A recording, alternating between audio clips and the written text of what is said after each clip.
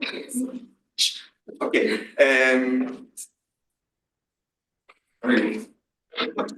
Welcome, everyone. Thank you very much for coming for this talk. And I will talk a little bit about why this talk is happening. And then I will introduce our guest, who are also, Camila is your teacher, and you know her very well, but I'll introduce, this talk is about their practice and their work, okay? So, this talk comes as part of the Foro Cerámico, an initiative that runs by the Association Hispalyt, which is an association that is concerned mainly about the ceramic in architecture. Do we know what ceramic means? Okay, so everything that it's made out of mud and clay, right? So, and the Foro Cerámico, as part of Hispalyt, is composed by several activities. This is one of them, which are talk. What is really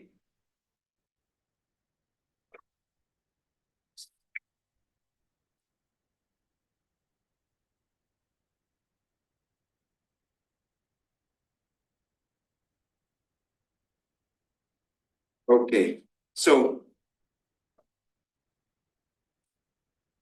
what is really important about the central premise of the Foro Cerámico is for knowledge transfer, right? So that the mission of Foro Cerámico is to participate in the education that happens in the schools of architecture in Spain, to learn with you about the construction of ceramics, so that you can learn it also as part of your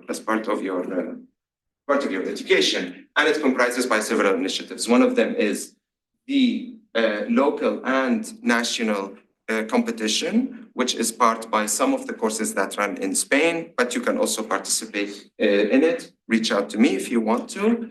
And the other one is another award, which is about your capstone project. So if you do a research that is concerned with ceramic construction, you can also apply for this award as well. Okay? So once you are reaching for your capstone project, if you're thinking about doing something that has to do with construction and it involves ceramic, it's also part of the activities that Foro Cerámico is doing. Those are the jury for this year project, capstone project. This is called Lecciones, aprendidas. The slides are in Spanish, as you can see. So this is like learned lesson, and it is about lectures. So what the Foro Cerámico does is that they facilitate the mobility of architects within Spain to go to schools like ours, and then they deliver lectures about their work. And their work is mainly also involving the ceramic as part of their construction system. So this is some of the architects that are participating in this initiative this year, including our esteemed guest, okay? And eventually there are some seminars that has to do with the construction materials and construction systems. And there is also a visit to, Foro Cerámico can also facilitate a visit to a factory that involves the production of bricks and ceramic products. Okay, so this is a little bit about, reach out to me if you need more about these activities and if you want to participate in one of them. But this is very much about why this talk is happening and what's within which initiative it's taking place. Now, I'll invite our guests for today to talk about their work. Camila Aybar, Wesam Al Alsali, and they will tell us about their practice. So I'll make a short introduction. So Camila and Juan Jose, they both studied in the ETSA, in the Escuelas de Arquitectura in Madrid. They graduated around 2001, 2002. Juan Jose did his master's, please correct me if I say something wrong, his master's at Bartlett in 2002. Camila did her graduate study at Columbia University around 2004, 2005. they were awarded for their studies. So this is, of course, with honors, etc., etc., their graduation. So they were really good students, I think. And since then, they established their practice, aybar.mateos.arquitectos, but they also worked in collaboration with some architectural firms and architectural studies, and maybe you can talk a little bit about that if you want. Their practice in Spain and beyond is very well established, very well-known practice. They have gained lots of awards, including the COAM awards, the Colegio Madrid. in Madrid. That was in 2 consecutive years, right? In 2008 or 7 and 9. And I would maybe, by the way, if a project got an award, it would be nice if you can mention. I know people don't mainly like to talk about this, but please mention because it's an important detail. So their practice has been awarded multiple awards. They have many projects at different scales, and I think they will show us the kind of variation of this, which is super important, from exhibitions, right, to the scale of installations, to the scales of large complex of offices or housing buildings. Okay, I talked a lot, so without further ado, please welcome Camila and Juan Jose.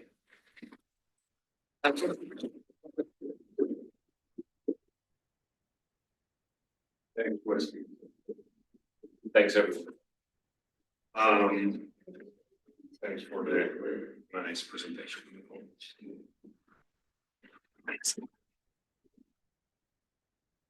Yeah. So when Hispalyt suggested that we could explain our work, for us it was very, very important to understand how to focus it and how to explain it and how to be able to give it like a common ground where things could be understood. And for us, it's very important this idea of paisajes materiales or material landscapes, where we don't understand the difference between how you build things and how you think about ideas. We like to raise these borders between construction, architecture, research, engineering, all these different disciplines that usually when you actually are studying, they tend to be like boxes, independent elements, but we understand that all of them should be tools in the process.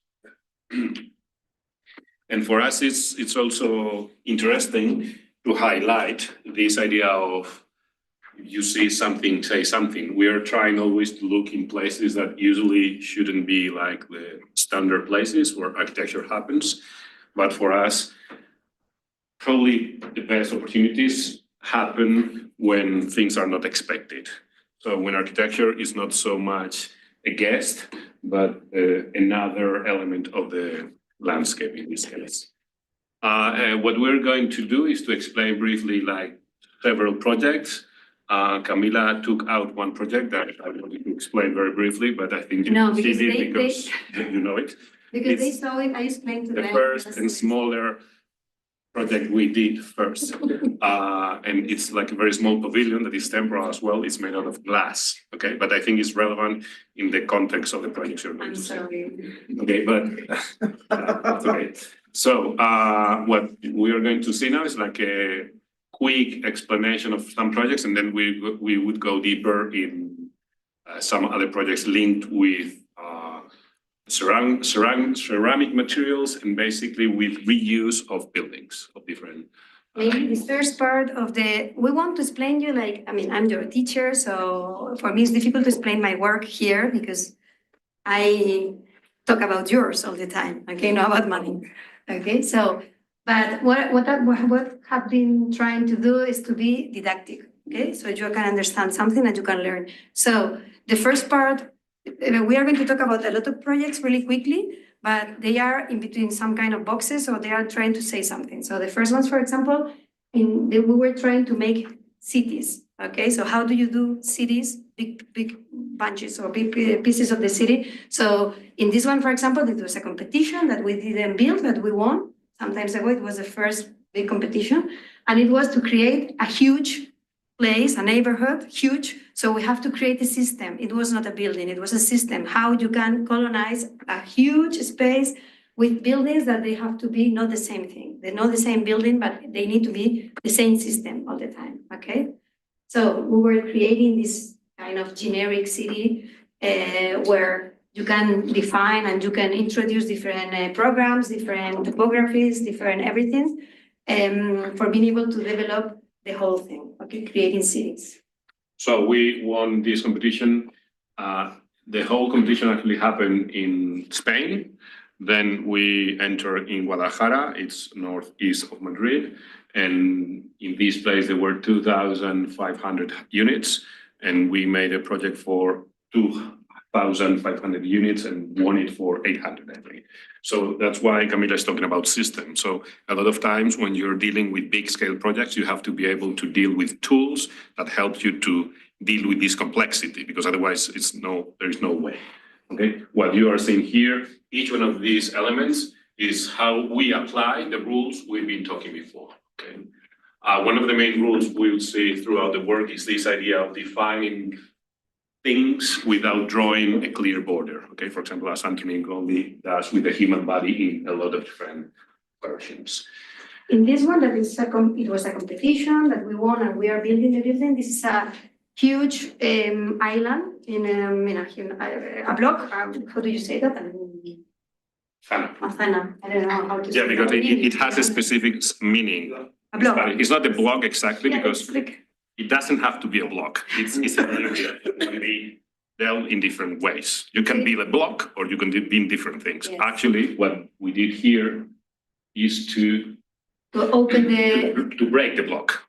Because this is in Barcelona. It's very close to the Zona Franca, like the industrial area. So for us, the main issue was that opening. So how you make a huge void in the middle and you give it to the city, opening it. Okay, and that seems to be like a easy decision. Makes you a lot of other decisions to be able to put all the housing meters, uses you have to put with a certain typology in other places to be able to really build a forest and leave the space for a forest. It's a forest. It doesn't have underneath a parking or anything. It's really a forest. And it's working as a public space, because in Barcelona there are a lot of places like that they understand that they are open to the public, even like you can use it in every. This is like 3 or 4 months ago, how things are going. And this one is in a moment that it's different one, because we were creating city, because it was in Espartales, that it was a place with nothing at all. It was we were just there, the only ones for a lot of years. Now they are building something around that is like in Alcalá de Henares. So what we were trying to do here was to create an identity. Okay, this was in 208. So, but we wanted to create a building that creates an identity for the context, because the context was nothing. Okay, so at the end we did it with the nature, and we create these balconies or these terraces with different kind of nature. Yes. This opened an interesting discussion in the office about how, as an architect, you're able to control how buildings evolve in time. Okay, for example, this building is very affected on how people take care of it and how people use it. Okay, so there is also this discussion about if we should leave that open to the users or not. Okay, for example, this one is very affected. It's so affected that some of the things you can see here are artificial plants, some are the originals. So this is, let's say, the best case scenario where everything works. But maybe if you turn around like today, things are not going to be so controlled. So this also opened an interesting discussion about this idea of how much, as an architect, you have to control how things look, not when you are done, but 10 years later. Okay. Now these projects are talking about the program. Oh, remember, no program. Perhaps a word that we have to be aware of. So how the program of the building is affecting a building. Okay. So in these cases, for example, this one was a second prize in a huge competition. And it's a national library in Barcelona. It's the Central National Spanish library. So it's a huge huge library that is close to a train station in between the zoo and the train station. So the scale of that should be big because everything was huge there, okay? So what we did was to create, everything is about the program. So the basement or the base of the project were the books, okay? Because in the National Gallery or National Library, that's the most important thing, what they have to keep and take care of. And then it was the information and people related, okay?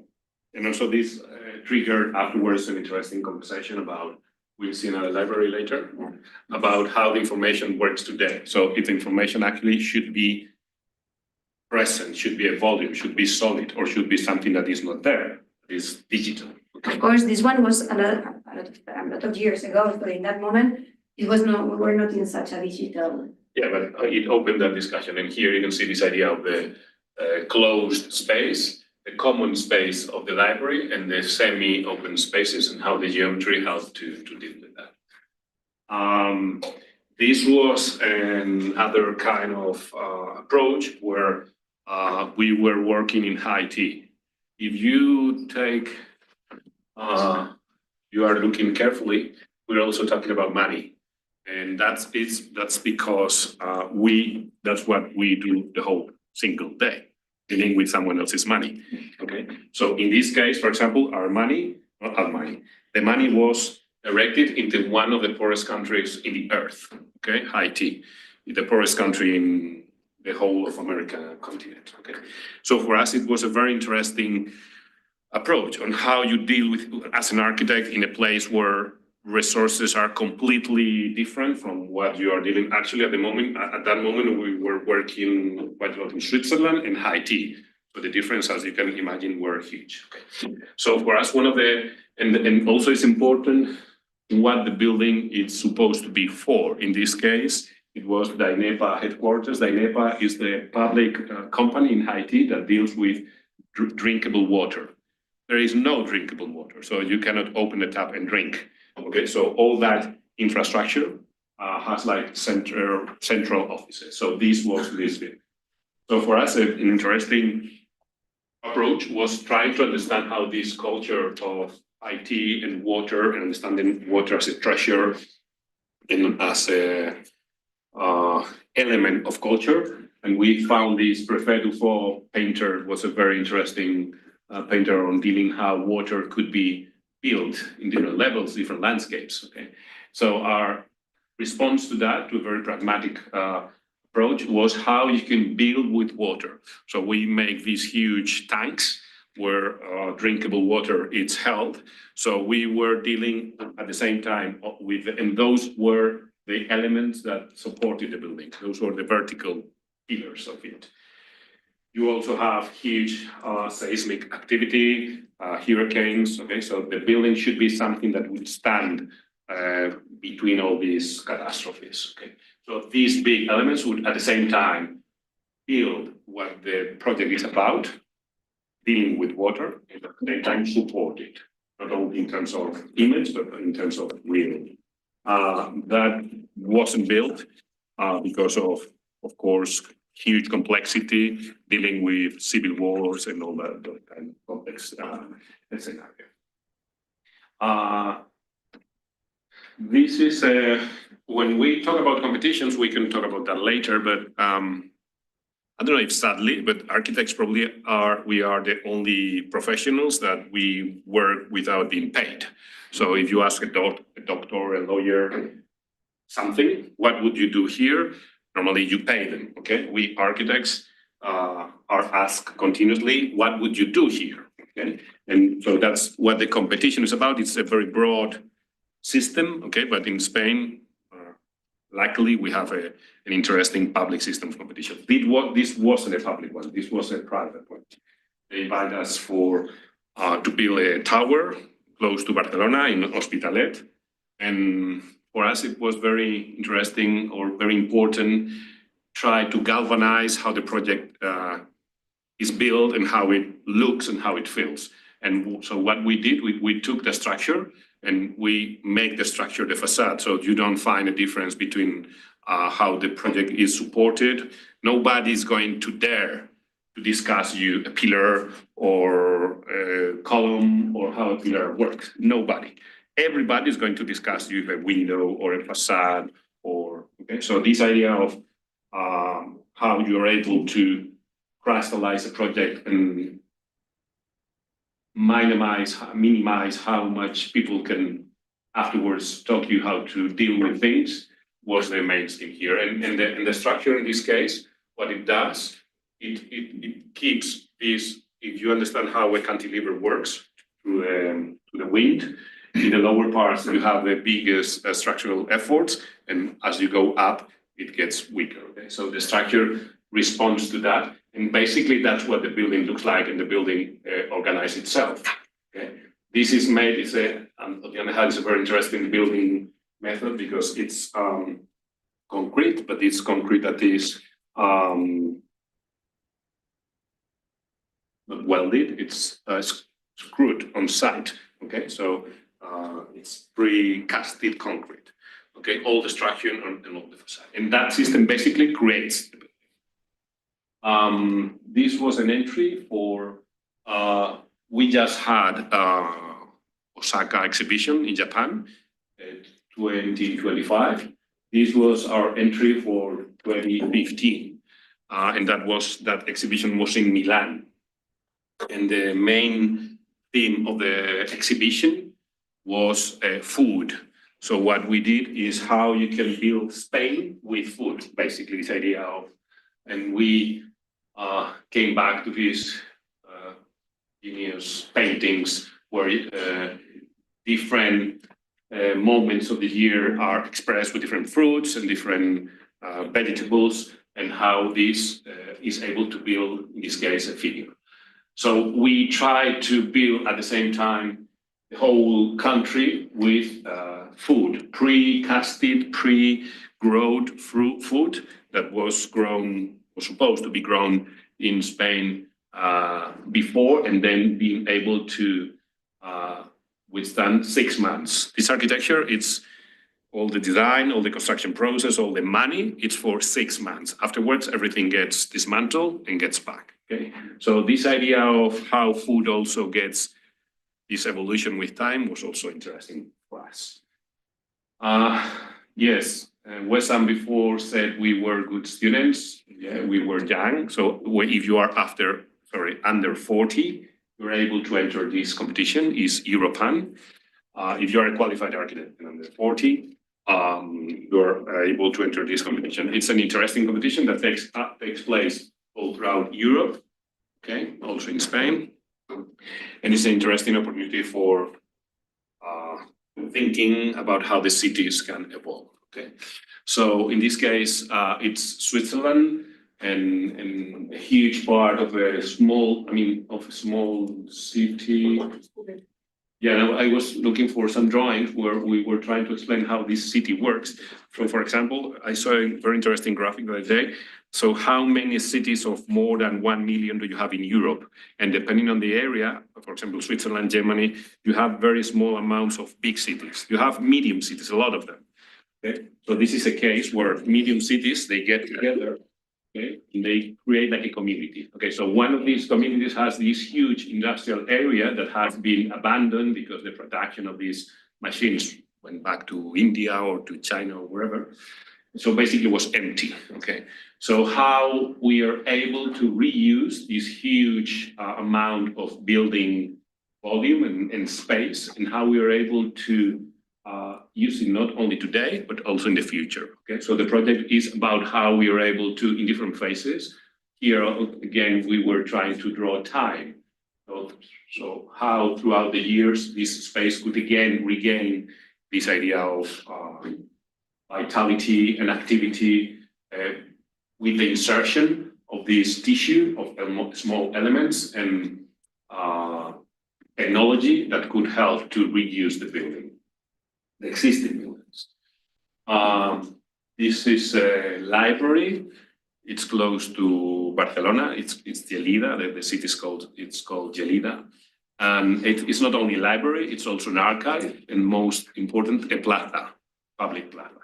Okay, and for us, that's key in the project, because actually what you have today in this site is like a hole, a huge hole, and all this Gelida city is like, you don't have flat public common spaces, okay? So creating a flat space, public flat space, was like key for us in the project. So it's a library that instead of coming from the lower level and going up, you enter through the upper level and go down. And then you open this huge landscape into the north views of the mountains, okay?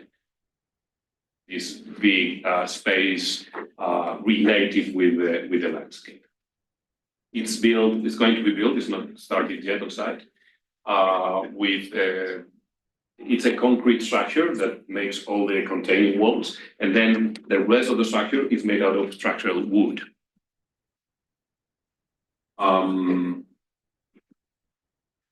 And also you probably will see, we will see connections, you will see connections between the different projects. For example, here, this happened before the Barcelona one we talked before. And again, the main idea of this project was to create a forest in the middle of the city. This was the headquarters for Metro. We've got the third prize, it's not there. And so for us, the main issue was to create what is not the building. So what is in between the building, this idea of the forest, in terms of urban layout. And then in terms of the space, we were very, very interested in how these mechanical stairs you have inside the metro, inside the tube, can be used in the building, not only in the way they are usually built in a commercial space, but also in an office or in a cultural space. So how can we create a diagonal space connecting different spaces into the building? Again, this is a library. Actually, it's not a library, it's the library. It's National Library in Madrid. It's Paseo de Recoletos. It's a very interesting building that actually is half library, half museum. If you enter from Serrano, it's an archaeological museum. If you enter from Paseo de Recoletos, it's Biblioteca Nacional. And this change of level, because actually you have more than 5 meters of change in that, I don't have that image, creates how the building works. Because from the Paseo de Recoletos, it's very difficult to enter the building because you have this huge, beautiful, but huge stair. Okay, so all this project is about how you were able to enter the building without going through the main entrance. So all this contradiction between making a building accessible, we'll see other examples later, and also how to reuse internal spaces that were semi-closed or semi-open. Sometimes the client doesn't know exactly what they want. That's also something that we as architects have to have clear. You have to propose what you think is better, because sometimes they don't have very clear ideas. For example, here, they were suggesting that you have to close 2 spaces in a similar way for a restaurant and for an auditorium. And that doesn't make any sense. An auditorium does have very different conditions than a restaurant. So that you also have to be able to be critical about it. Now we are going to talk more about using again buildings that now you cannot use because they are not obsolete. Yeah. Obsolete. And that could happen from buildings that are from 14th century or from 2076. So more or less that, like us. Okay, so we are not obsolete yet, let's say, but buildings get obsolete really quickly. So that's another way to create projects and to do projects. And when I was a student, I was thinking that perhaps my freedom in those kind of projects, it was less, but it's not true. Right now, we have a lot of projects like that, and I think we are able, when you have something to work with, you are more able to be creative, okay? If you have nothing at all, for us, it's really, really impossible. Okay, so we need to dialogue with something. So in this case, for example, it was a competition. Then we are now doing the construction project. And the main thing about this is ceramic, because the main thing about this was that it is in Barcelona, in Via Augusta, in a place that is really housing space. Okay? We have this drawing. Yeah, we have. You said, Okay. okay, you told that we were not going to talk about these ones, okay? So, anyway, so, okay, so you are me to control myself, okay, good. So this is another one we did, it was second prize again, and this is an amazing building, really from an amazing architect, that is Tribunal Constitucional, and we did last year the competition, and we were working with a building that we were in love. That is really difficult. I mean, we get in love really easily, to be honest, with any building, but with this one was even more, you know. So we were working like how to introduce lighting because it was really difficult, creating some kind of patios And also how you're able to change something and be able to keep it recognizable. For example, this image, not exactly this one, but this image is the one no, we only have that. Yes. Is the one you see in the telediario in Spain, like once a week, okay? Tribunal Constitucional, boom, and you always see that image. So for us, it was very, very important to be able to change, let's say, everything, okay, but keep this image that everyone has in its mind. For example, this is Bonet, the architect of this building. He's a Catalan, amazing architect. Probably is the only round building he made in his life. Okay, so round, everything is round. If you see the plan, it's beautiful. It's amazing. So, for example, this facade today, it's made out of concrete, recasted concrete. Okay, our proposal suggested to change it completely, so completely that right now you see through, okay? But you keep the same geometry. Or this facade is completely different from the one you see today. But you have to be very careful to understand that. So this evolution of how things are, how things look, and how things feel, for us is a very interesting and tricky issue. Okay? One of the other main issues of this building is that it wasn't designed or built for this Tribunal Constitucional thing. It was built for pharmaceutical offices, whatever. Okay, so like 50%, and I'm not exaggerating, of the building it's underneath the level of the earth. So it's basically black, obscure. You don't have natural light.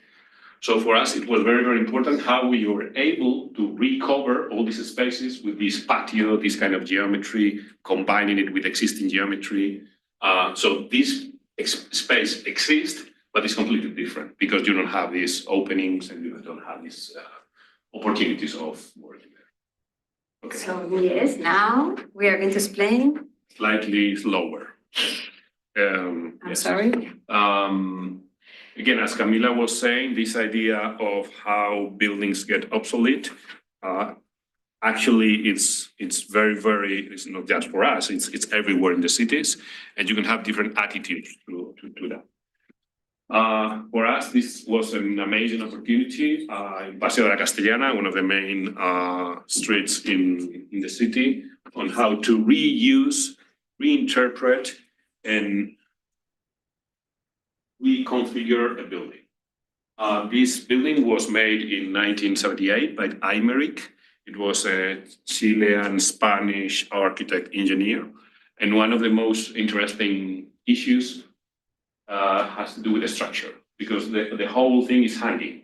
The whole slabs are hanging from it. So that creates an illusion of the building not touching the ground. Okay?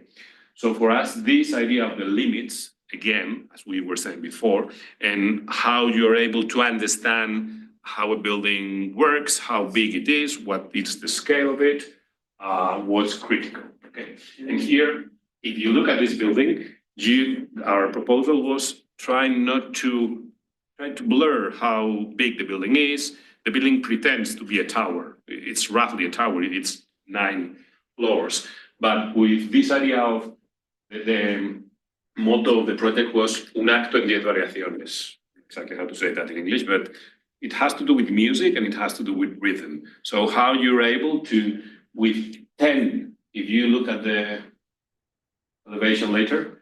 Each one of the floors seems to be different. Okay, they are exactly the same, but they seem to be different. So this difference between perception and scale, and how things are and how things look to be, for us was very important. And the whole facade, the new facade, this is the new facade. The whole new facade is hanging. As much as we could, we hang it from above. Okay? Because we have to keep, in this one, we have to keep the structure. I mean, we always try to keep as much as possible, okay? So we keep the structure. We didn't have to. No, We decided to. but we always try to keep as much as possible because if not, it's money, blah, blah, blah. But sometimes you have to. Here you didn't have to. Okay, but in this one, we can, that we keep it. But the main thing about the structure was that it was, I mean, everything was hanging, but at the same time, the slabs were post-stress, okay? So we couldn't make a new hole, okay? Because it was like, so imagine you make a hole in, It is like a high technology construction, high technology in 1978. Yes. So you are like, you have to be really precise and careful. So, and at the same time, the slabs were something like, almost like this, and then something bigger, but it was almost nothing because it has some metallic things inside. Also for us, it's very important to be able to identify elements that have value, even though no one tells us that they have value. In this case, for example, we recover or extended a very nice ceiling, or these stones, or these sculptures. Of course, you have to be efficient, you have to be pragmatic. They have to recover the money they put in the building. Okay, but those are different layers of the same discipline. And depending who is listening to you, you have to be more score to one or another. No, it's just that, as I said before, that we get in love really quickly. Of course, this is something that it was there. It was already there, and that, and the metallic ceiling, okay? But it was not there, okay? It was in another place, or it was, we move it, we use it. Of course, this one, we didn't move this one, but we moved another ones, okay? So, but we were trying to keep everything that was. For example, okay, this stone was in another place of the Yeah. building. This ceiling is an extension of an existing ceiling. Okay, so all these in the middle, the structure, the sculpture. The sculpture, we didn't move this one. No. But this is the building before and this is the building afterwards, okay? The sculptures are in the normal plans are here. Okay? Because there So is, what we in Spain, there is a law that allowed us to spend 1% of the budget in cultural things. We don't use it, but we should, okay? But in that building, they use it.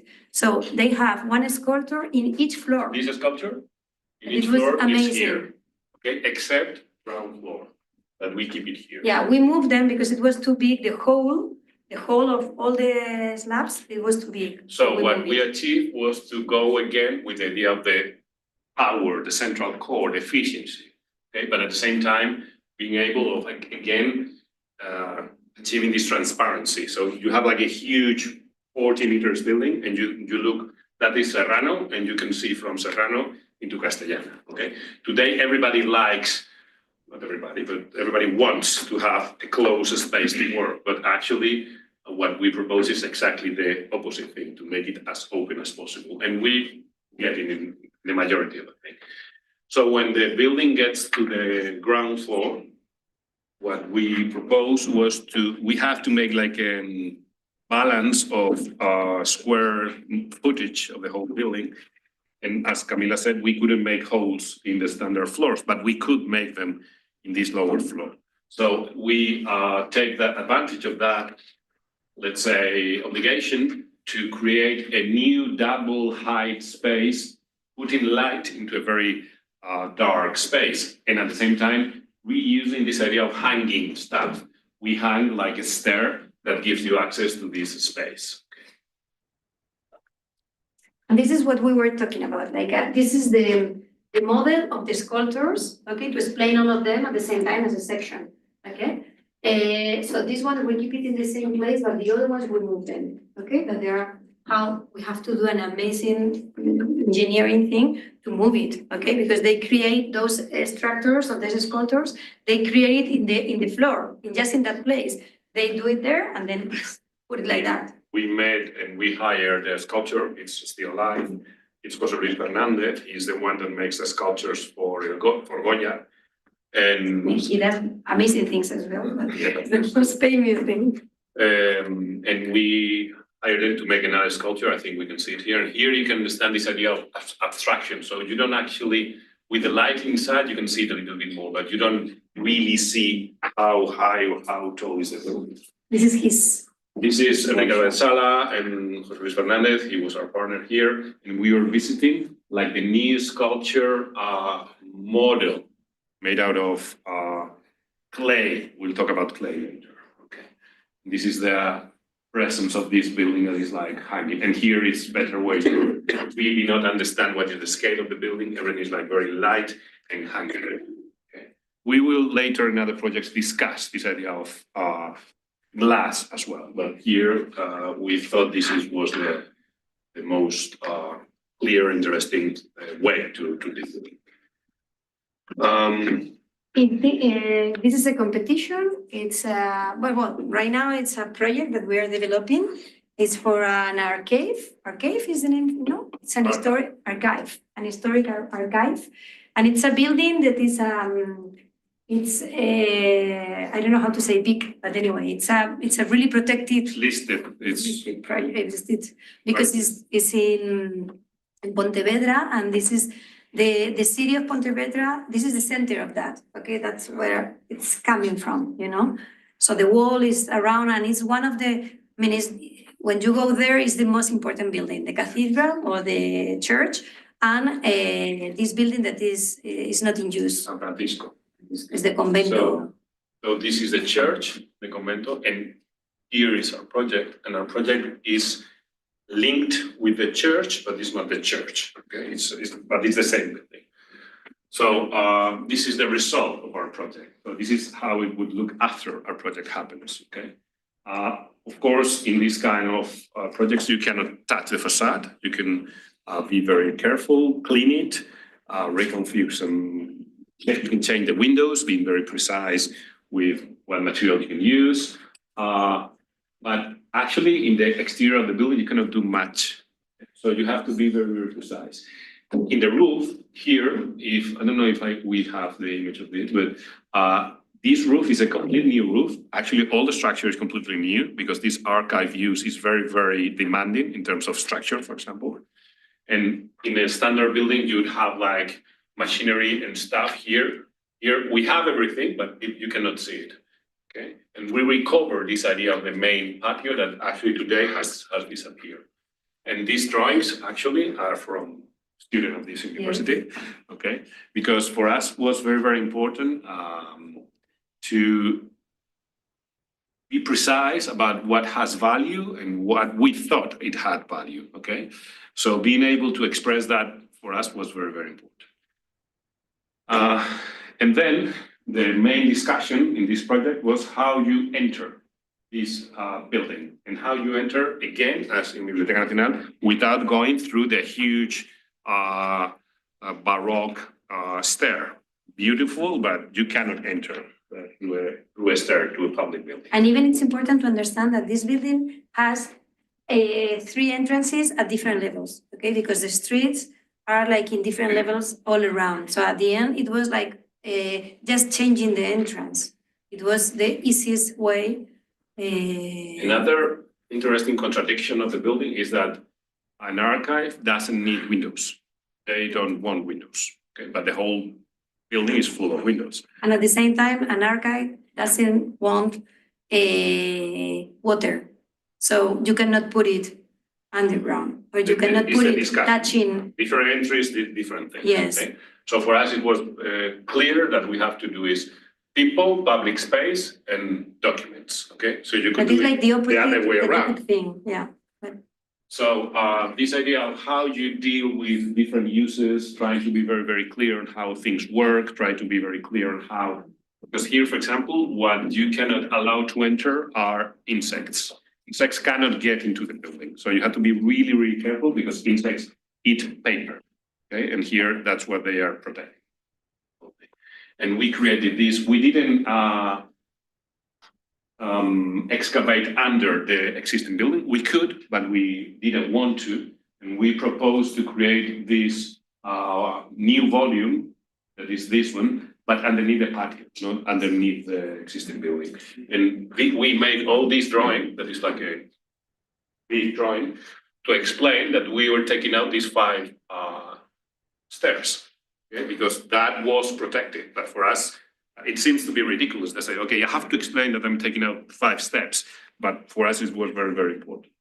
And now it's proving that it's very, very important because you have to be very precise with people from culture, ministry to be able to be precise about that. So here we were explaining how things are built, okay? And this is the result. So in the middle of this beautiful city, you get to build this semi-public, semi-covered space. And at the same time, in the upper levels, documents and precious works are preserved from light, from heat, from fire. This is the section that tries to explain that. So you can enter through this level, go up, and then the public doesn't go up from this level, and then books enter from this level. It's not in this, from this level, and they move in the upper part. The yellow is the public things, public people, public movement. Okay, so sometimes you can explain just in a section how is the behavior of people in that one. And this is trying to explain how the interior of this archive, semi-obscure, semi-open, semi-closed, is working. Here you can see, how the materials are entering here, how people, public is entering here, and how public normally is not entering here. I mean, when the president or whoever wants to open the building comes, probably they do it here. But I mean, we are not closing, obviously, that entrance, but and again, another discussion is how you deal with the coexistence of historical elements and contemporary architecture, and how you're able to be very careful with what you see, what you feel, what you understand is historical and you understand is not historical. Again, I'm repeating, all the slabs are going to be new. All the internal structure is going to be new, but there are some arches that are there yet. Today, they are like built underneath, much worse than this one, okay? So we are trying to, that one we're saying there. So we're trying to put it into context, so to give value to these historical elements. And this is like a constructive drawing, trying to explain these spaces. Yeah, we have changed, all these documents are from the competition, Yes. so now we are changing things because, for example, all the slabs that they are related to people, everything is made by wood, okay, because that was a suggestion for the client afterwards, and we listened to it. We discussed it at the beginning, but in a part he was right. So in that sense, but this process is also interesting. So trying to make a dialogue with the client. When we say the client, it's like a very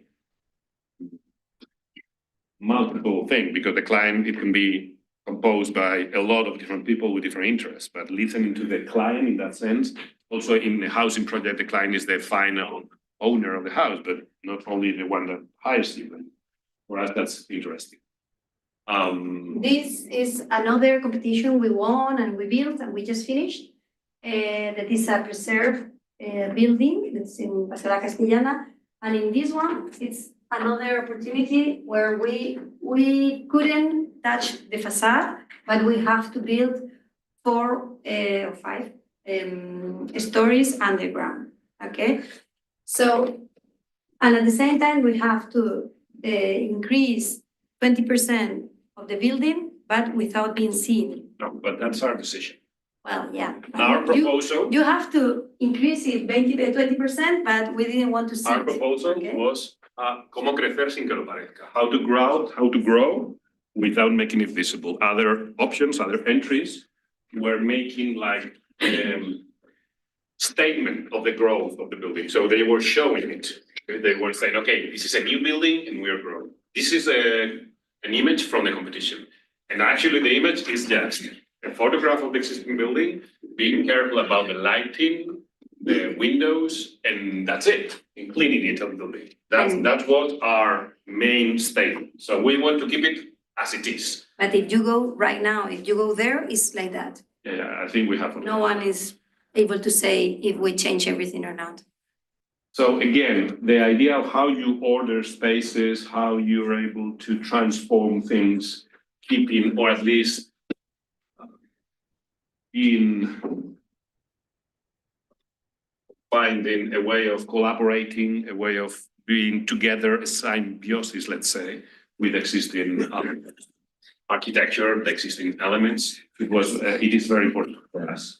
So here, what we can see is this is like a model, a big one, and we introduce like a patio in the middle, and this is the built patio. This patio has like different reasons to be. For us, the most important thing is how the building works, how you're able to, when we found the building was like full of small holes. It was not legal actually how things were made. So giving a little bit of context, but not imposing a new order, but trying to understand how the existing order works for us was very important. So this new patio it has a lot of climatic functions. It gives a lot of comfort. It filtrates light, but at the same time, it makes the building work, because otherwise it's very deep, it wouldn't work, okay? And also again, a section dealing with how you're able to live under the line of the earth. So this is Castellana. Calle Ayala goes up. So this level is like 6 meters underground. Okay, so trying to explain how we are able, and this idea that Camilo was explaining about growing, we grow a little bit up, a little bit down. Okay. So this is like an explanation of how the building process works. Was quite a thing. So the building was like this for 2 or 3 years, like hanging. And moving a little bit because the building did move a little bit more than it should. And this is, for example, the existing stair, and this is the new patio. So what we actually did was try to understand the order of this stair and why the stair was here, and try to complete it. So it's not that we get there and we impose a new order to the building. It's trying to understand how it works. And because the staircase was protected. And we have to keep it. And the entrance as well, so we have to keep everything. This is space and this is there. This is the model from the competition of this space in the middle of this is the finished thing. Right now, this is going to be, it's almost working, a public building for public courts, Audiencia Nacional. Again, like a big building to be able to explain how we're delicate with everything that makes sense, because also when you find a building, not everything makes sense. So sometimes you have to be selective about what you keep and what you don't keep. For example, we found this. We didn't know we were going to find that we found under the ceilings, like a beautiful motif in the first floor of the existing building. So what we did, all the slabs in this building are made out of concrete, like a brownish concrete. If you see everything, it's not gray, it's like brownish, goldy, trying to get with this wood and brick in the facade, okay? So what we did with this, with the construction company, we make a mold out of silicone and we reproduce that in each one of the floors. So right now, when you get out of the very modern, very contemporary, very quick lift, suddenly you look up, you understand that you are in 19th century building with a 21st century art or working tools. At the same time, the slab that we are seeing that is the climate, because it's how do you say that? An active slab. Active slab. So all the cubes are inside, okay? So when the slab is hot or the slab is cold, okay? And it's giving you the heat. That is not only a technical issue, it also gives us like the option of seeing raw structural elements as we did in the historical building. It's not like you have a lot of, let's say, false layers. So trying to achieve that was very important for us. And again, the process of this thing, it was around 7 years, if I'm not wrong. So the processes are like huge, very, very long. And you also have to keep the path and the passion and the energy of what you're doing. This is the space under, we are 6 meters under La Castellana. And this is one of the main core spaces. I don't know if we have. Explaining how we are keeping the facade and how that works in every single sense. This is a recovered stair. So all this stair is made out of historical elements, the railings, the steps. Some of the steps are historical, some other were broken and they are new, but all this sensation of not newness, okay, for us it was very, very important. When you walk here, you don't, it's painted, but you would say it's a new stair, it's an historical stair. It's an image from the competition and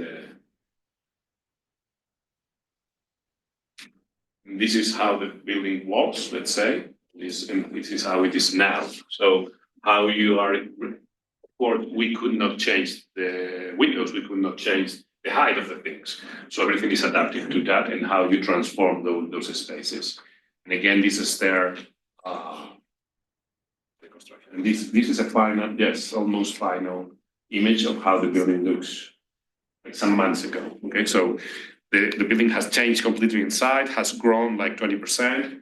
And if you remember the first image, actually everybody says, we haven't done anything here. So, and that was the key. So that it keep on the people's mind, this building between Castellana and Ayala has been always there, and it will be.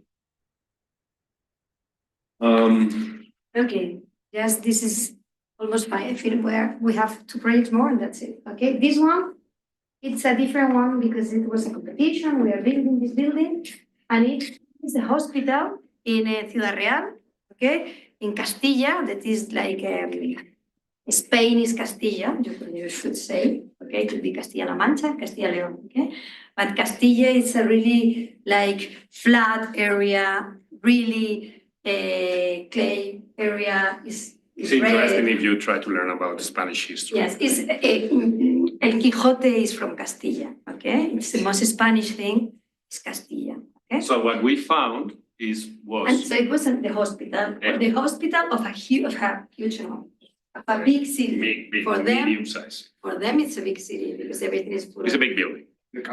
It's the capital of a region. Okay. You know, so it's for them, it was like a huge building that everybody was bored or dead or something in that building. So everybody had an image of that.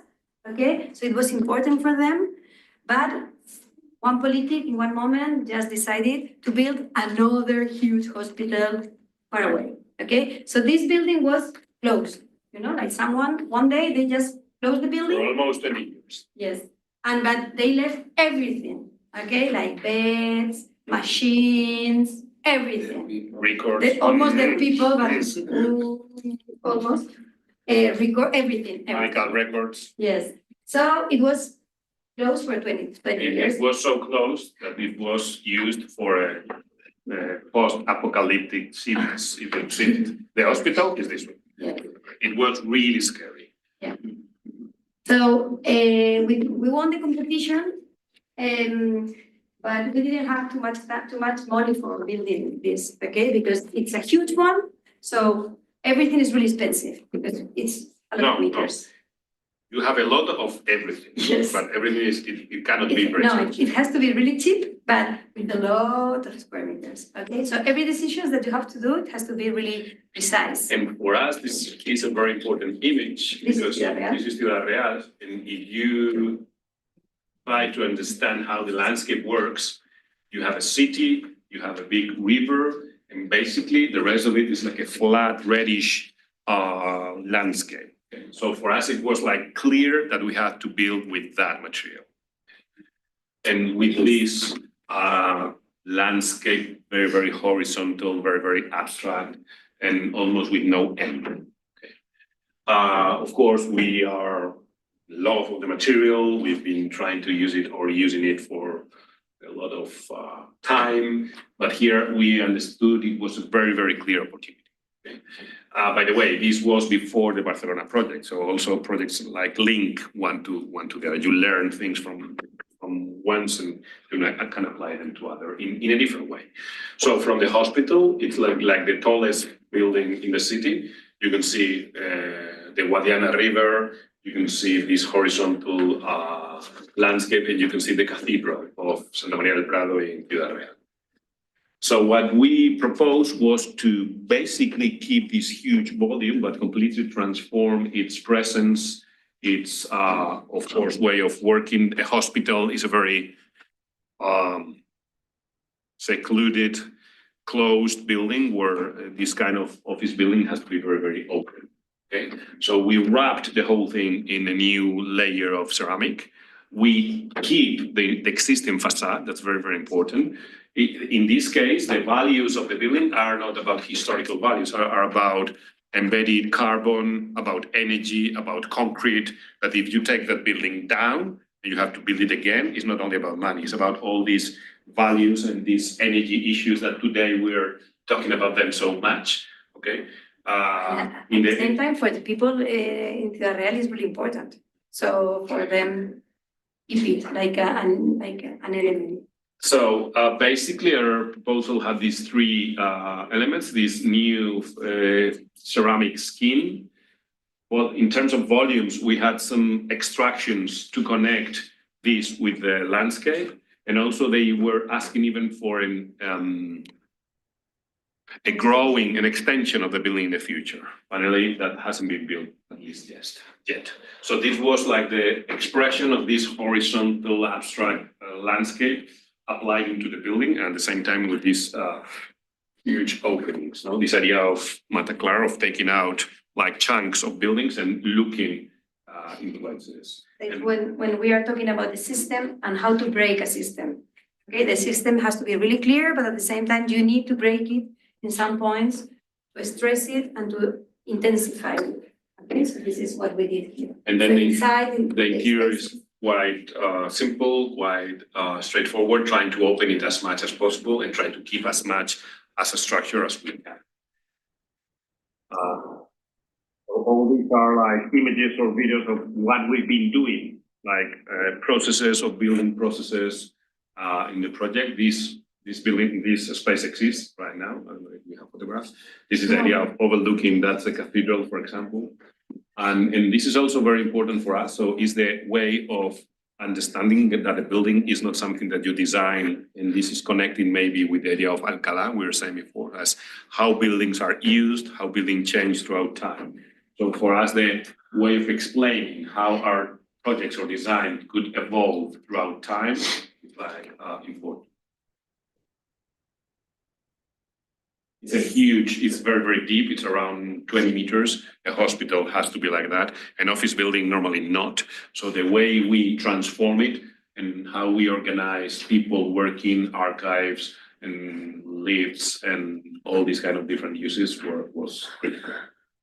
And then we also opened these big holes in this pavilion because they didn't have it. So we gave life to all these new, not new, reused space.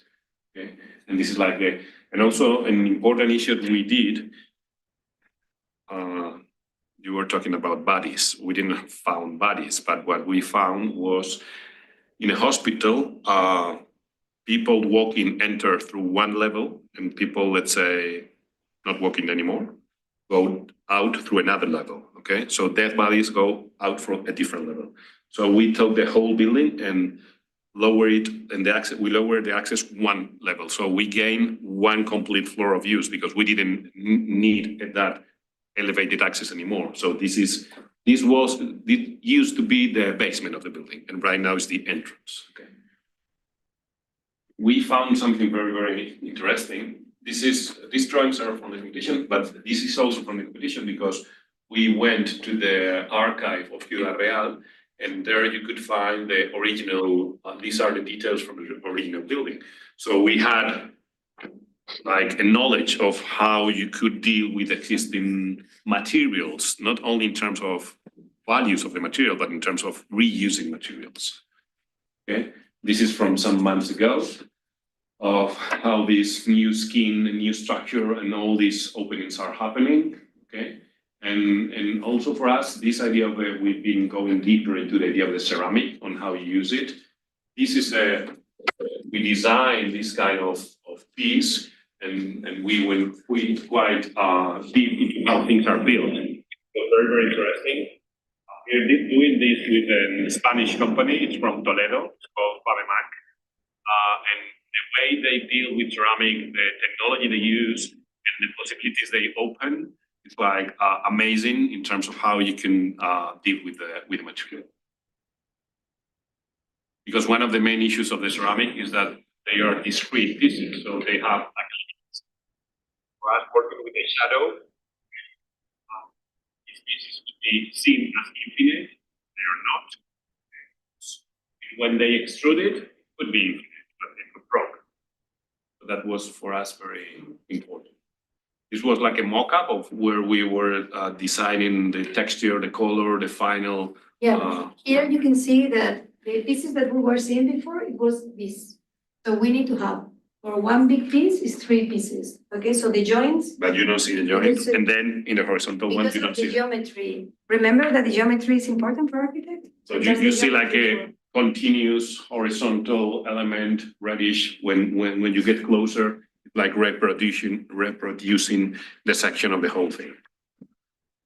And this is technically how we would, but this is the facade, and we keep the facade. So we are doing on top of the existing facade.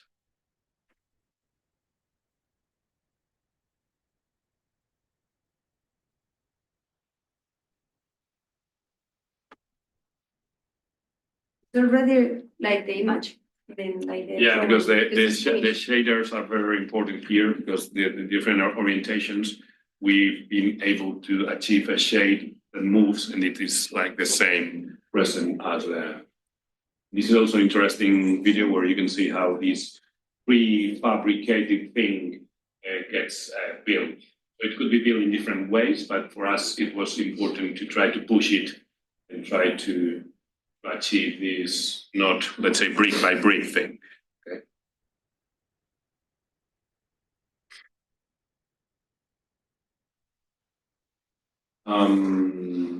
This is the last one. Okay. Right now we're developing this project. Again, it's a project to reuse, change how the building works, but also not only changing the building, but changing what it happens to. And motto of this competition, it has a short part and a long part. I'm going to remember only the short part. It's instrucciones para transitar. Transit instructions. I'm not sure if that's correct. Why? Because the building is placed in between Castellana, Paseo de Castellana, and El Viso, actually Altos del Hipódromo. There are 2 very different and important areas of Madrid, and with a very different character. Okay, so from Castellana, that it's created with Plan de Castro, this idea of a big city and how that goes through is the red point there, where you can see all these huge buildings, huge streets. Amazing architects, amazing history, Tuvo, Oiza, De La Sota, all these reddish things happening.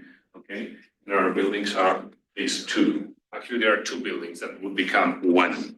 Okay, and here you can see quite clearly this transition we are talking about between Paseo de la Castellana with huge buildings, or ministerios, AZCA, and this area where you have like, they are not small, but let's say, housing, okay, and very greenery and smaller. They're not small, but they're smaller. Single houses, okay. And also this idea for us was very, very interesting, how you have this idea of Alberti and other architects in Italy, where you have a building and you put like a new veil, like a new layer on top of it, and how that layer actually creates a completely new identity for what you have behind, okay? And the last important idea for us has to do with the public space. So this idea of the Smithson, when they build this economist building, that actually the buildings are important, but the important thing is what happens in between the buildings. So what happens in the public space. And the final step of the transition is Los Altos del Hipódromo, El Viso, this other housing area. So for us, this idea of transition from the big scale into the small scale lead us into this big scale when we're dealing with Castellana, big elements, strong colors, some things that these are two buildings, I remember, okay, with different levels, different everything, different lifts, different stairs, everything's different, okay? So we try again to make a clear understanding of a unity, although it's not, okay? And also like trying to create again this unity of this element. And even more because we are we are not the shortest, but we have in front, we have the tower, the Oizas tower, so we don't want to show machines and all these kind of things. So you have to I was talking about this. So this idea of transition between Castellana and El Viso, transition in terms of material, not materiality, but color of the material, scale of the material, and also how the roof works. So we have all these big elements that integrates everything, so you don't see it, and from above you see like everything is a continuous envelope, and that's perfect south, let's say, and then we get all the solar panels perfectly into the facade. It's the roof, but the facade of the building. And then something that happens in this drawing that is very, very important is the transition. We're talking about the public space. So a new street is going to be open here. This street doesn't exist today, but it's going to exist. So our proposal, what it does is trying to take advantage of that and connect. So you could walk from Castellana into El Viso. So actually, I think it's going to be the only building in Madrid that you have like these two different faces. So architecture, from our point of view, should answer to these two very, very different conditions.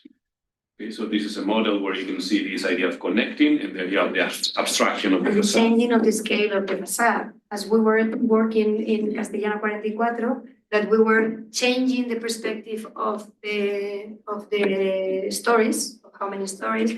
Here we are doing the same thing. This facade is like with huge elements, and in the other one, in the El Viso one, everything is smaller. So there is a scale. Yeah, that one. This is a drawing trying to explain this envelope thing. Okay, we have to thought how to explain it, but it's not so easy how to explain it very. This is from the competition, so this is the same thing you are doing now, trying to explain how to draw ideas. This is what we found in the competition, because in the center of the buildings you have the entrance of the parkings. The parkings the entrance is going to be in the other street. So we want to recover that space and make it transparent for the city. Here you can see it. So you can walk.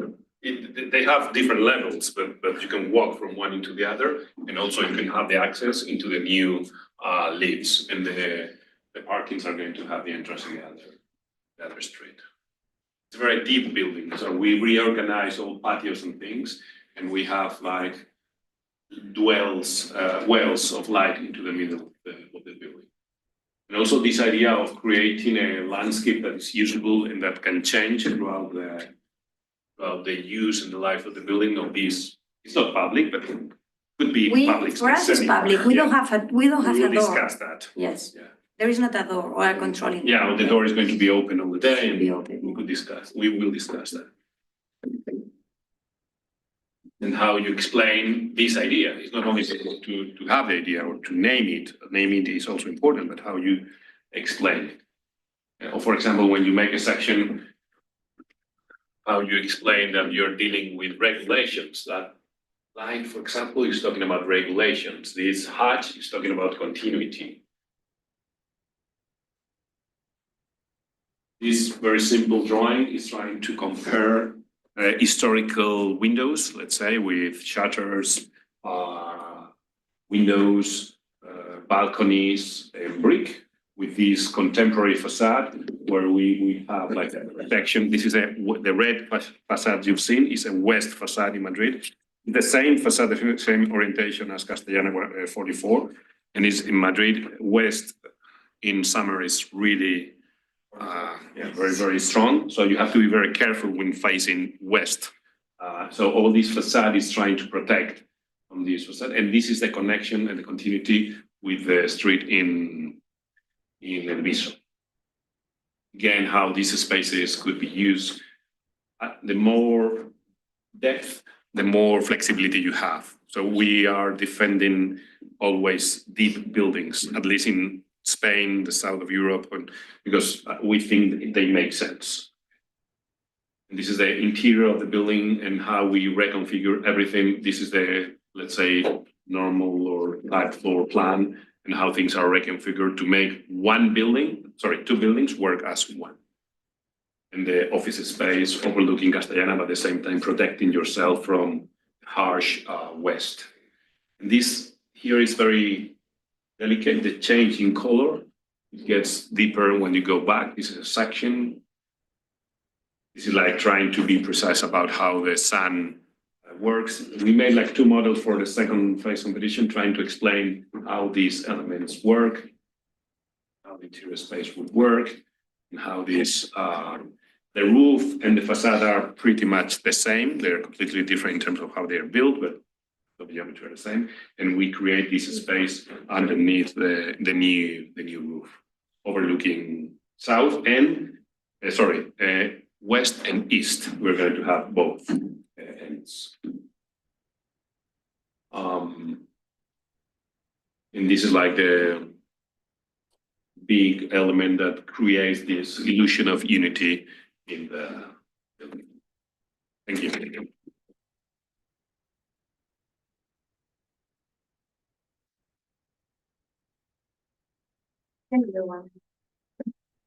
Of course, yeah, we are Camila and me, but of course there is a team growing or shrinking depending on the moment. Where architects, students, and people that like to be involved in architecture, of course, are helping us all the time. Yes, that's important.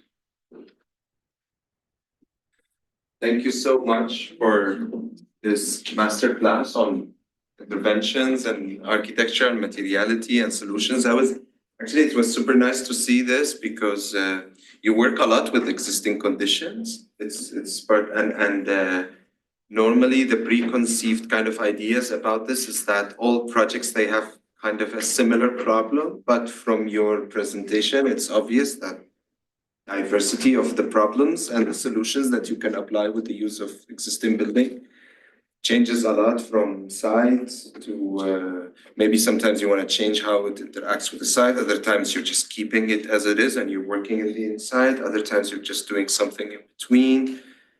Other times you're wrapping the building with something else. So it's really it's kind of a very diverse and field that I really enjoyed looking into it through the lens of your practice.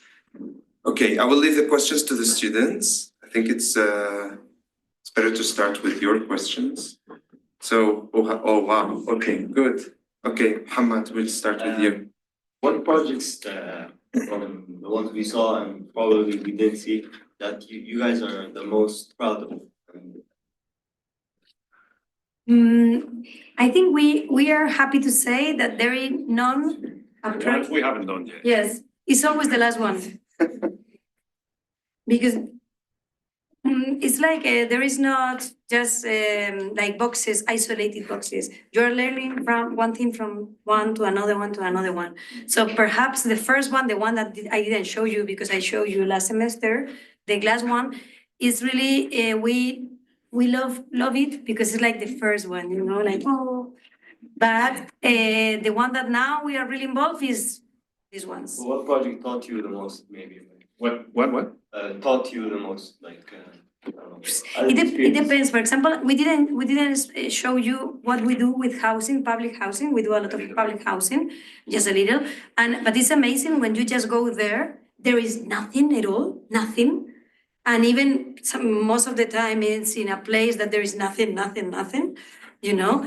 And then when you finish and you leave this stuff that is in the moment that the leaves are working and everything, it's like a lot of people come in there and then you go some weeks, months or years later, and it's so nice to see people living there, you know, like it's not mine. And you know that there were nothing, you know, so that for me, for example, is really amazing, okay? Like, and I don't feel attached to that, but I just feel that I have some responsibility doing it and that I am happy when they are enjoying what I did. Okay.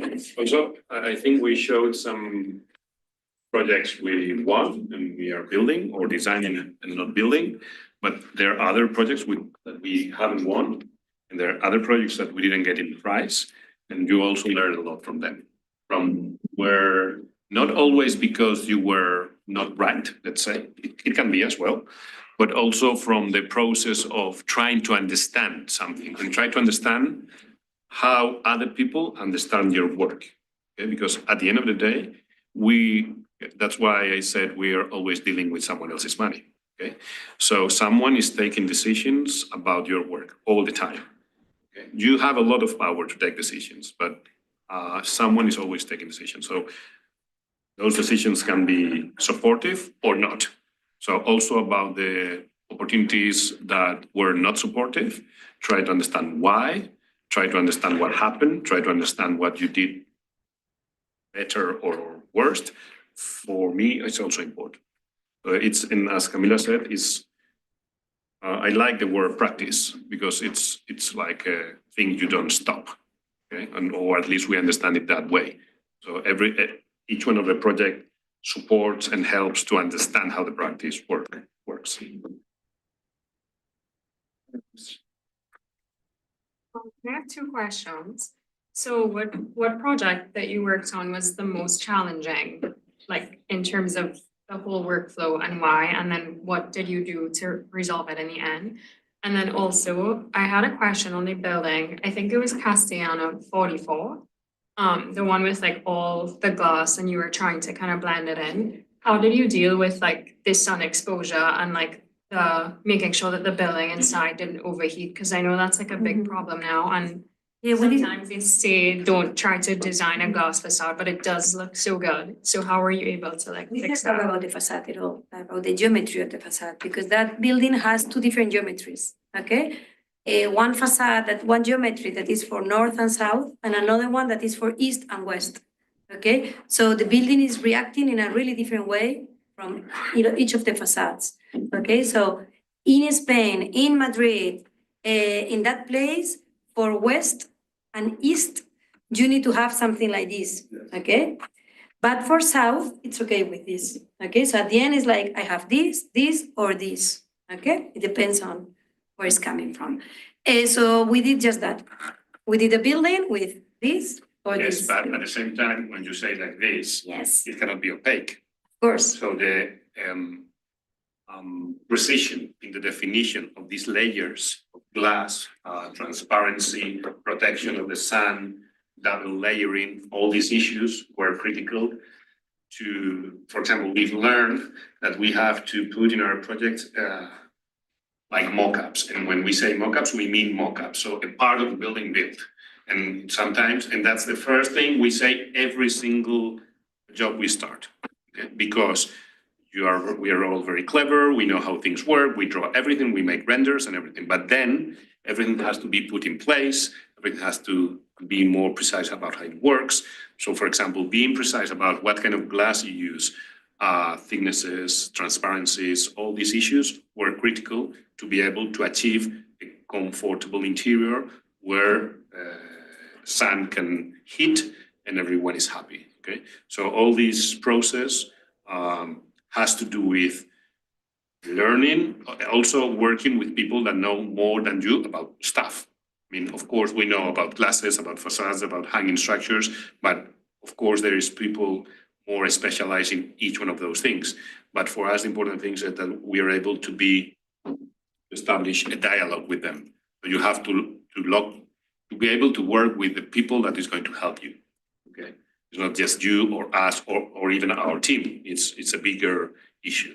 And then you were saying about challenging. Again,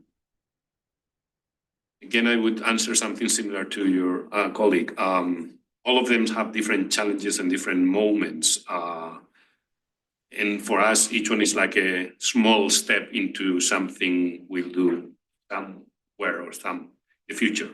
And so everything is very challenging, but in each moment is challenging different things. So the first projects were challenging something. For example, the Vitro Pavilion series, we had like beams of 7 meters of glass. So we learn a lot about glass, and we like challenge the limits of it. So we learned that. So the challenge we focus on that moment help us to go for a different challenge afterwards. So it's like an evolution of this. I think that the most important thing for us is that we always have challenge. When we win a competition, we always are like, oof, I was really happy, but oof, qué movida. You know, like You have to construct it. you know, like I am really happy with this, but I don't know how to do it exactly everything. I believe we are going to do it, okay, for sure. But That's everything. why I say it's like a process. Yeah. So it's not like you know everything from the first day what you're going to do, but that's very similar from Camila says when we won a competition. That's when we are talking about something or designing something or losing the competition. We also do that a lot. So also, of course, you get a different feeling, but all that process is like a continuous thing that it gets complex. And being able to challenge that complexity is like the main thing. You had other question? Yes, because you have Alex. So I had a question about the first building that you guys talked to. I think it was the, I don't remember the name, but it was like the one that was in like a big library and it was next to like a train station. And could you go back to that slide real quick? That's a long way. Yeah, no. I wanted to ask about how, because it was a very geometrical. This one was Sabalinas. I know which one, yeah. It's the library. Yeah, what's the question? What's the question? With the hands. The model with the. What's the question? I wanted to ask how you guys did kind of like the slabs and how you got to the idea of like playing with the topography, like with the not with the yeah, it's over that one. Like how you guys got this movement like this in the top and then like the different shapes, you know? Well, I'm doing like a project that might be a little bit similar and Wow. Give me the recipe, right? Are you asking for the recipe? like how you got to the program, like how you got to each like the program, why you did it that way. Come closer. Yeah. Come here because I think if you see it. I think in a place like this, for us, one of the main issues was geometry. Yeah. So a curved geometry with a very long, the site I mean, actually, I think it's now going to be built. Yes. It's like 20 years after. No, not our project, the one that No, won. the one that won. You got the same price. So this idea of, and here you don't see it, but you have the big extension of the trains. And here you have the zoo.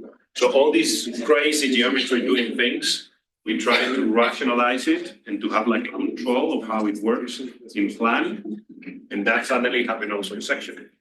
And we thought it was Plan in order to do this section as well. Yeah, no. So for example, the first thing is that it has like a system, okay? A rhythm. very, very structured. Okay?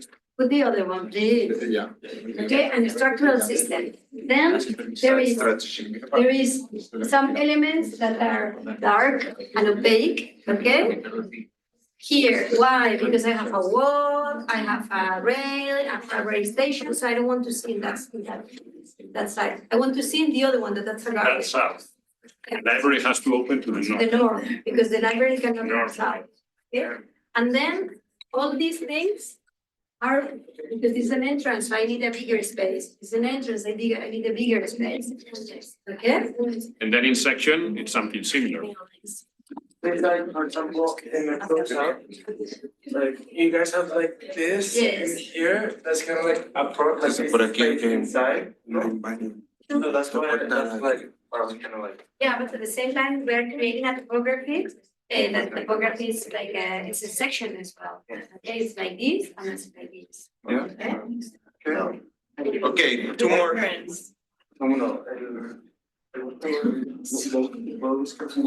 No sé dónde lo encontrar. Está en la web. En la web. Está en la web. Vale, perfecto. Sí, sí.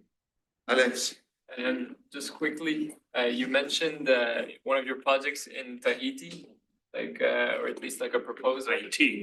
Tahiti, sure. It's different than Thailand, very different. But do you, like, two questions, do you have any other projects that are outside of Europe? Or, and then also like to mention, or to ask, like, how do you deal with site analysis if it is not actually like be on site? Or how do you, like, a lot of your projects, for example, are in Spain, some of them are in Italy, or it depends on your expo. But yeah, overall, just how do you deal with this like distance and then creating like different projects? Yeah. If Google is there, we are there. You know, if the car of Google was there, you can be there, okay? And you can make a research without being in those places. And mainly, we never go to the buildings that we are going to work with. People from the office go. Because we get in love. So we don't want to get in love so soon. But I mean, we have some projects for some other projects outside of Europe, not only Spain. We did some projects in Chile. But actually, let's say and that's why at the beginning I said, like, we look outside from the opportunities should be, and let's say we have enough opportunities. Okay, so for us, it's very important to focus on what you think you can do and you can achieve. And in Europe and in Spain, we have like a vibrant market of architecture. Vibrant in every way. So in 2008, it was very vibrant because it was like underneath everywhere. So it changes a lot. So for us, it's enough in one way. And then the other way, as Camila said, you also have to be careful about what information you get, where you get it, and how it impacts you. Because maybe if you have the wrong information in the wrong moment, you get like enclosed in what you have to do, and you are not, let's say, free enough. So also that's tricky. That sometimes today we have like tons of information. Being selective about it, it's not easy, but for us it's very, very important. Okay, last question. Last question. I will then say thank you very much for sharing the research in your practice. It's amazing. It's mesmerizing to hear you talk. It's also a bit scary, the rhythm that you have, but also it's nice to see that you're curious and creative technicians, and that you give the energy over those 20 years, because it's now about 20 years of practice, no? Yeah. So it's very incredible. Okay, you have to celebrate the anniversary. But I think it's really useful for the students, for the class to see that energy and see how you were still passionate to share that first project. Like, why did you take it out of the presentation now? And every project is important. So thanks for sharing. Yes, everybody.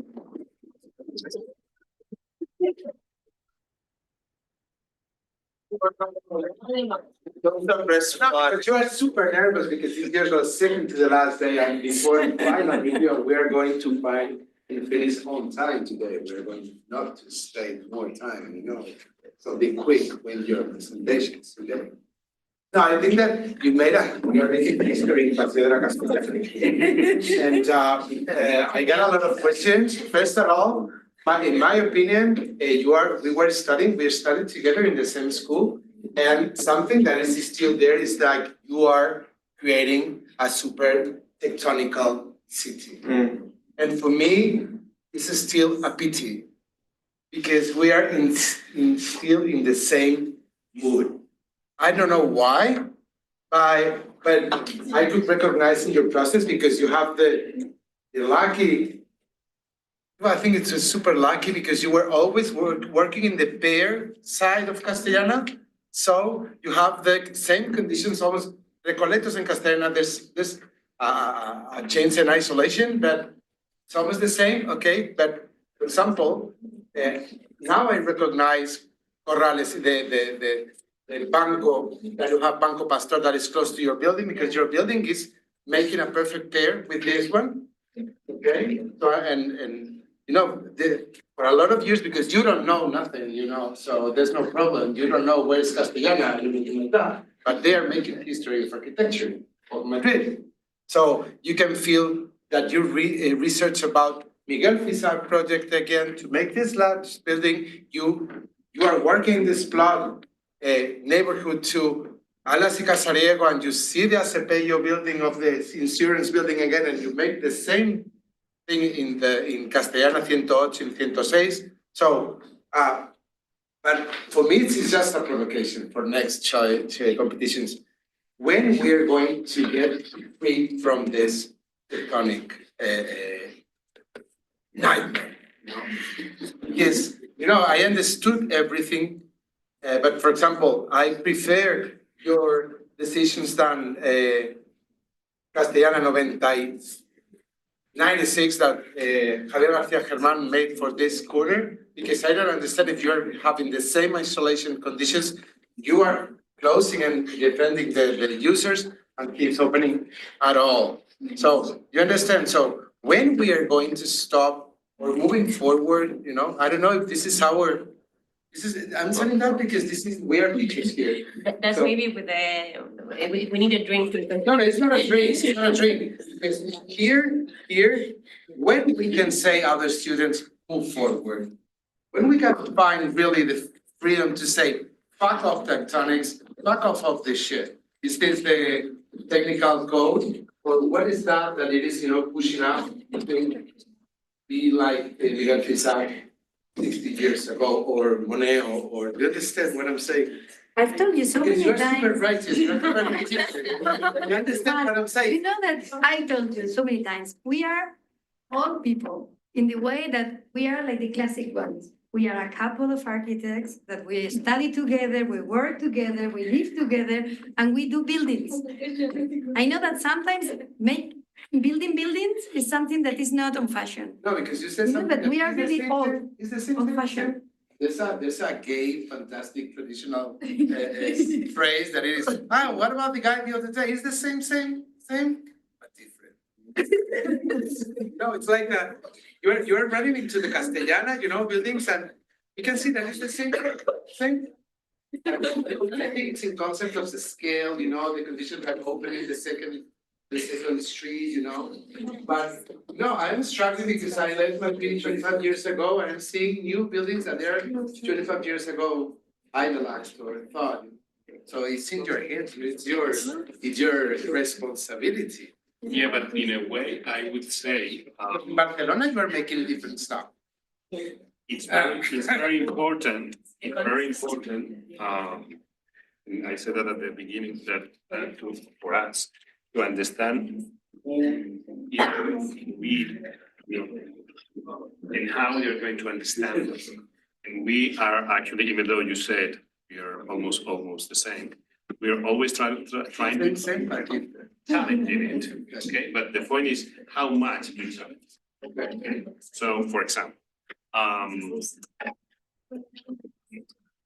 Listen, this is an interesting debate. for example, this one, we challenge it a lot. Too much. Yeah, That's when why we challenge get second prize. Yeah, We couldn't yes. win. And when you that's why I said it's also important to have this. It's not, and this is which project you're most proud of. It's not only the ones that you win, it's not only the ones that someone else says it's a good one, also the ones that you know maybe are even better than the one you really want, but they open you like a new set of possibilities. And for us, it's very important to push it, but to understand when, where, and who is going to understand. I mean, otherwise, for example, this one. The one that won was Fermín Vázquez, a very interesting project made out of woody boxes. Woody houses, sorry. But they have That's to be perfectly brave. understandable. We're not brave. They like it, but it was too pushy for them. Were we dealing with Moneo here? No. No. Were we dealing with? Even we have, with this one, we It's have, a runway for Dior, so I don't know if you know this. No, but I think there's also like This is actually to second that we don't operate as artists in our silos, part of a larger system, which I understand. This is the limit. This is the where you can fade out the. Exactly, it's which I think is an interesting conversation. We don't work on silos. Like, I mean, it depends also what's your project and what's your doing. But what I really like about all what you've mentioned is this kind of rigorous analysis of everything at a multi-scalar way. You know, like you go from a facade to, which I think it differentiates a lot, as it stands as a free of practice, which I think is super interesting. Yeah, and then every now and then there might be some kind of a project. We are not saying that that you find an opportunity for it to kind of push a little bit further. Sometimes we succeed, sometimes we don't, because again, it's a larger system. They have amount of knowledge, have a lot of technical abilities. So when you are going to, you know, It's not only up to us. the practice. That's what. If it's the same practice. Yeah, that's what When they allowed us, for example, in the Milan one, we had details. We had details about how to put the plants. It was a system and it was working amazingly, but you have to build in a different way. You have to build with the warehouses, and then you have to go to Alicante and ask for tomatoes, and they have to build the tomatoes there, and then it was a brick tomato that you put it there. It was another way of thinking. And they said, okay, you are second prize, but I'm not brave enough. And So we can do it, but we need opportunity. They don't face. the context is, we experience the context in a really open and broad way. In this project, they offer us to be contractors. They gave us 4 million euros and build it in Haiti, where people kill to drink potable water. Okay, so that's the context. In that context, we said, no, we don't want to be contractors. We are architects. I mean, that's not our business. So that's an example. Another example is So it depends on. this one.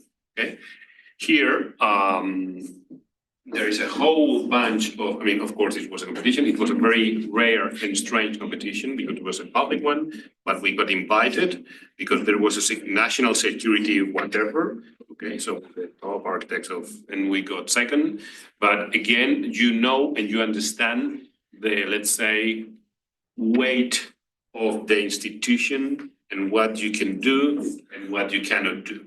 Okay? So we weren't too brave for them. So maybe the question was not well made. It's who are the juries that they are, you know, given the prizes to have the Depends. it depends a lot. to give an opportunity for an evolution. You never know, because for example, in Guadalajara's one, in Ciudad Real's one, it was like not architects from the Colegio de Arquitectos, blah, blah. It was like a normal architects from one small town, and they were brave enough to do that. They saw that, they thought it was okay, and that's it. We need to wrap this up for the online, but then we can continue the discussion in the class Next week, after the finals.